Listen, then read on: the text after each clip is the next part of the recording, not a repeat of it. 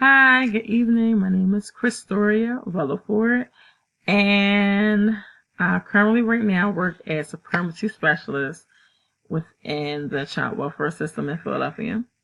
Prior to that, I was a case manager under the COOL system, and prior to that, some more case management, child welfare, and adoption worker. So I've had a lot of experience as far as working with clients who do have diagnosis as far as parents are concerned and as far as children. My current role right now, one of the things that I do with parents is I monitor the services that they are participating in or that they were recommended either by DHS, case management team, or court. And one of the services that many of the parents that I work with is mental health.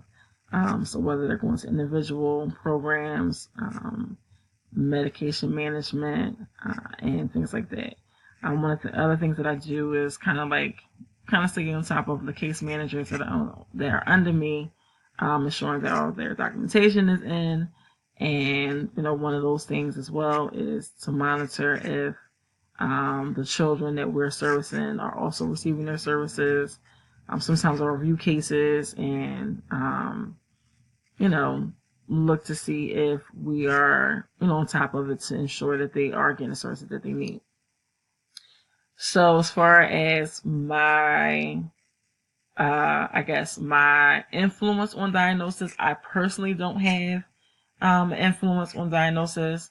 However, what I did realize, especially within the past, I would say about the past few weeks, working with a case manager, one of the assessments that we can request for parents is a parents incapacity evaluation. And when I looked at the actual evaluation, I noticed that the case manager,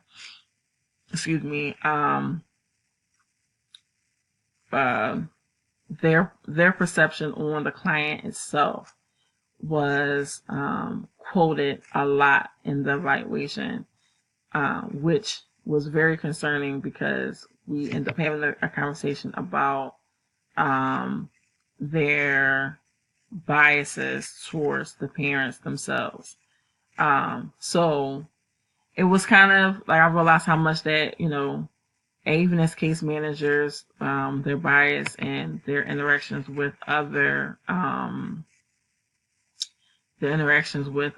professionals, how that can actually affect the parents' evaluation. And when that's written on paper and it's presented to court, how many barriers they can create when we're not able to separate cultural difference versus biases. So, or biases. Yeah.